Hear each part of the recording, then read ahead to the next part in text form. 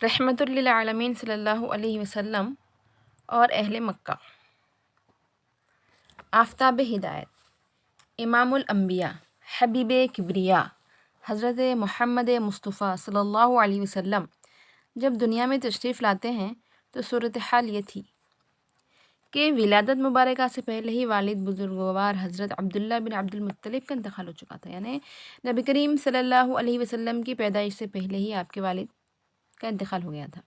لیکن دادا محترم خواجہ عبد المطلب خود بھی یتیمی کا زمانہ دیکھ چکے تھے، اس لیے اپنے جو 24 سالہ نوجوان پیارے فرزند عبداللہ کی اس یادگار کو بہت پیار اور محبت دیتے تھے۔ یعنی آپ صلی اللہ علیہ وسلم کے دادا جو تھے، دادا حضرت،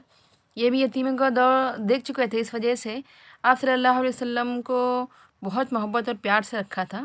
ان کے والد کے گزر جانے کے بعد۔ چنانچہ پیدائش کی خبر پاتے ہی نومولود کو بی بی آمنہ سے لے کر خانہ کعبہ میں لے گئے اور دعا وغیرہ سے فراغت کے بعد لائے اور محمد نام رکھا، جبکہ والدہ ماجدہ نے الہامی نام احمد رکھا۔ یعنی آپ کے دادا نے محمد نام رکھا اور آپ کی والدہ نے جو آپ کو الہامی نام جو رکھا گیا تھا وہ تھا آپ کی والدہ کی جانب سے احمد۔ دونوں ہی نام عرب معاشرے کے لیے نئے تھے، یعنی عرب میں یہ دو نام کبھی کسی کے نہیں رکھے گئے تھے، نئے نام تھے ایک دم سے۔ قریش نے عبد المطلب سے کہا کہ یہ تو بالکل نیا ہے، تو جواب دیا مسمہ ہی نرالا ہے۔ سردار مکہ نے 7ویں دن عقیقہ کیا اور تمام قریش کی دعوت کی۔ آپ کے چچا ابو لہب نے جب بھتیجے کی ولادت با سعادت کی خبر سنی تو اپنی کنیز سویبہ کو نومولود کی خدمت کے لیے آزاد کر دیا۔ یہ ان خوش نصیب خواتین میں سے ہے جن کی رحمت للعالمین کو دودھ پلانے کی سعادت میسر ہوئی۔ پہلے زمانے میں دودھ پلانے والیاں دائیاں رہتی تھی، تو آپ کے چچا ابو لہب نے کیا کیا، ایک باندی کو جس کا نام کیا تھا سویبہ، ان کو آزاد کر دیا کہ آپ صلی اللہ علیہ وسلم کو دودھ پلائے، کیونکہ ابتدا میں آپ صلی اللہ علیہ وسلم کو حضرت آمنہ نے اور ان کے بعد حضرت سویبہ نے دودھ پلایا۔ انہوں نے ہی حضرت حمزہ رضی اللہ تعالیٰ عنہ کو بھی دودھ پلایا تھا، اس لیے حضرت حمزہ رضی اللہ عنہ آپ صلی اللہ علیہ وسلم کے چچا بھی تھے اور دودھ شریک بھائی بھی، یعنی سویبہ جو باندی تھی ان سے آپ صلی اللہ علیہ وسلم کے چچا حضرت حمزہ نے بھی دودھ پیا تھا، اور آپ صلی اللہ علیہ وسلم نے تو آپ چچا پلس ان کے رضائی بھائی بھی ہوئے، کون؟ حضرت حمزہ رضی اللہ تعالیٰ عنہ۔ پھر حضرت صلی اللہ علیہ وسلم کو دودھ پلانے کی سعادت عظمیٰ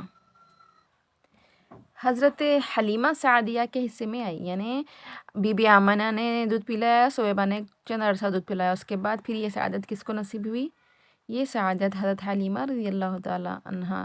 کے حصے میں آئی، جو ظہور اسلام کے بعد مسلمان ہوئی رضی اللہ عنہا و عنہم۔ والدہ ماجدہ اور دادا محترم سے مفارقت، یعنی اب تک آپ کے والد بزرگوار آپ کی پیدائش سے پہلے گزر گئے تھے، اس کے بعد آپ کی پرورش آپ کے دادا حضرت نے کی تھی۔ پھر اس کے بعد چند عرصہ گزرا، آپ صلی اللہ علیہ وسلم کے دادا حضرت عبد المطلب اور آپ کی والدہ بی بی آمنہ، ان سے آپ صلی اللہ علیہ وسلم کو جدائی کا وقت آ گیا۔ قضا و قدر کا کرشمہ ہی تھا کہ 6 سال کی عمر کیا ہوتی ہے، اس عہد طفولت میں والدہ ماجدہ بھی خدا کو پیاری ہو گئی، یعنی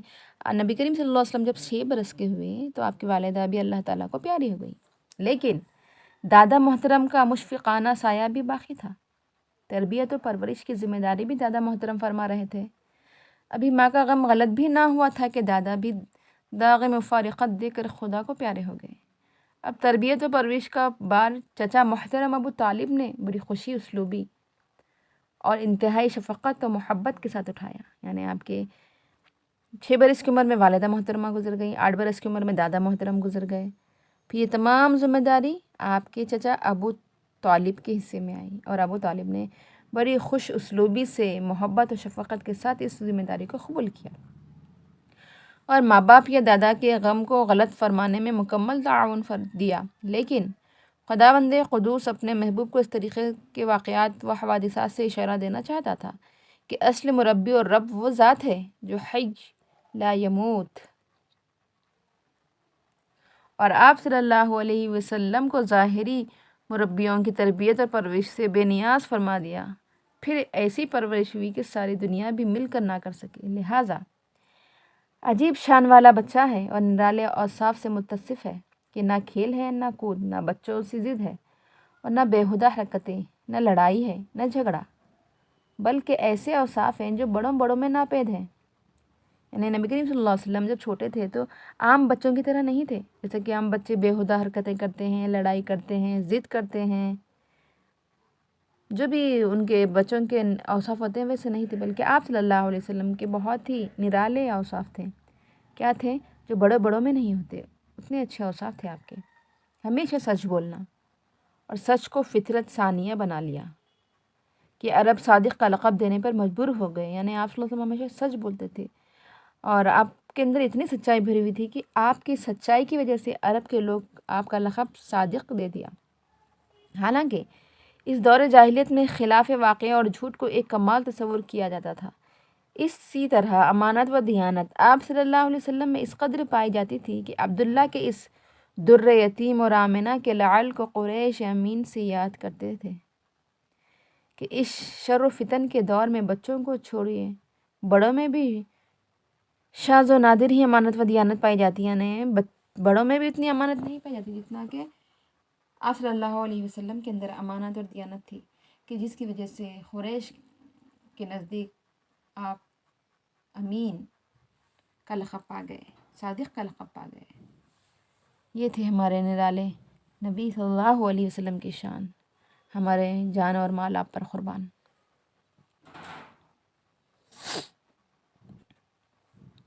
نکاح،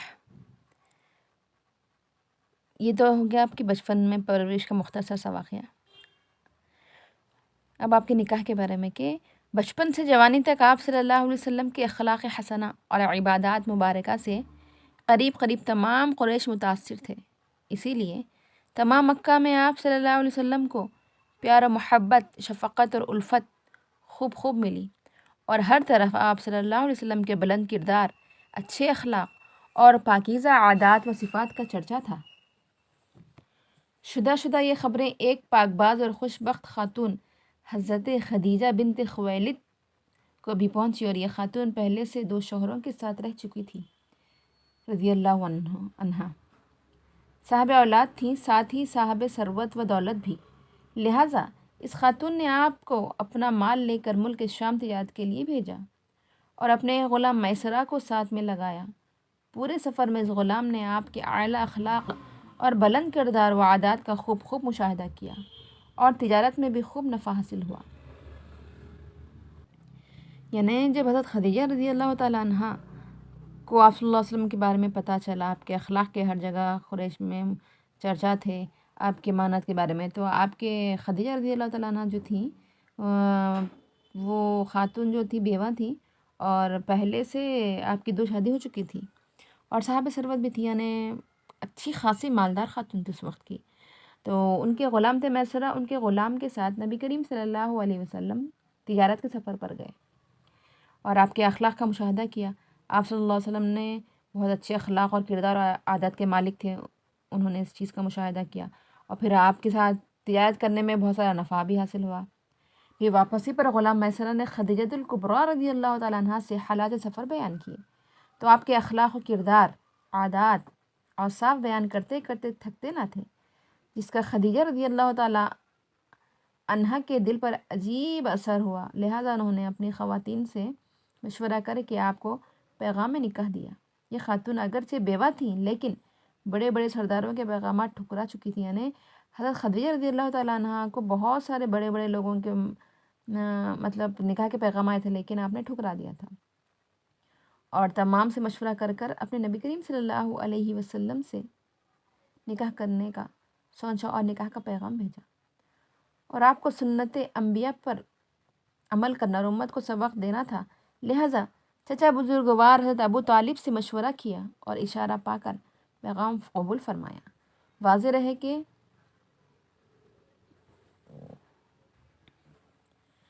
عین عنفوان شباب کا عہد تھا، اگر نفسانی خواہشات کی تکمیل مقصود ہوتی تو اپنے سے 15 سال بڑی اور صاحب اولاد بیوہ خاتون سے عقد نہ فرما کر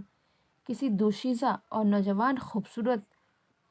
و خوبرو لڑکی سے عقد نکاح کیا ہوتا، یعنی آپ صلی اللہ علیہ وسلم کا عین جوانی کی عمر تھی، لیکن آپ صلی اللہ علیہ وسلم کو اگر نفسانی خواہشات کی تکمیل کرنا ہوتا تو کوئی دوشیزہ، کوئی کنواری، کوئی خوبصورت کم عمر لڑکی سے شادی کرتے تھے۔ آپ نے نکاح کیا اپنے سے 15 سال کی عمر سے بڑی خاتون سے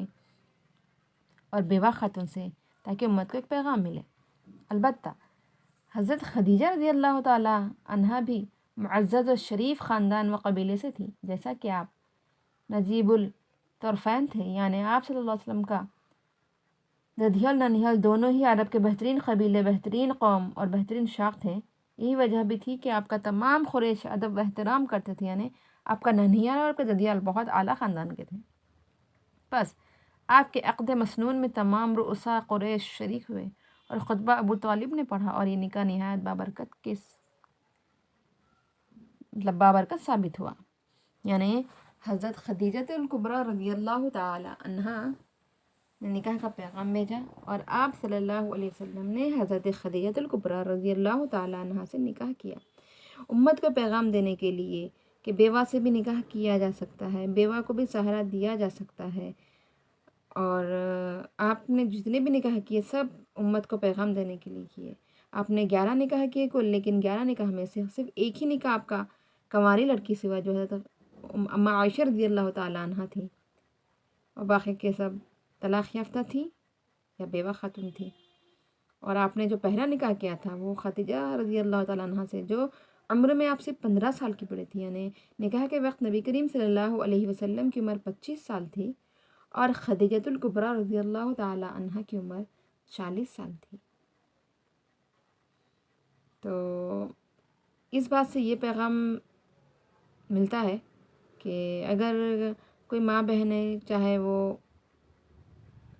کم عمر میں بیوہ ہوئی ہوں یا بیوہ ہوئی ہوں اور پھر وہ شادی کرنا چاہتی ہوں، تو یہ کوئی عیب کی بات نہیں ہے ناظرین، یہ کوئی بری بات نہیں ہے۔ جیسا کہ جدید معاشرے میں اس کو برا مانا جاتا ہے، کہا جاتا ہے کہ بیوہ ہو گئی ہے اور پھر شادی کا شوق ہے۔ ایسا نہیں کہنا چاہیے، ایسا کہنا بھی گناہ ہے، کیونکہ جب اسلام نے کھلی چھوٹ دی ہے بیوہ کو، طلاق یافتہ کو نکاح ثانی کرنے کی، تو ہم کون ہوتے ہیں اس کو برا کہنے والے؟ یہ بھی ایک قسم کی جہالت ہے، لہٰذا ایسا نہیں کہنا چاہیے۔ جہاں تک ہو سکے لائک کیجئے، شیئر کیجئے، سبسکرائب کیجئے، اور صدقہ جاریہ سمجھ کر اس کو آگے بڑھائیے۔ آپ کا ایک شیئر، ایک لائک، ایک سبسکرائب بہت آگے تک پہنچا سکتا ہے ناظرین۔ جزاک اللہ خیر۔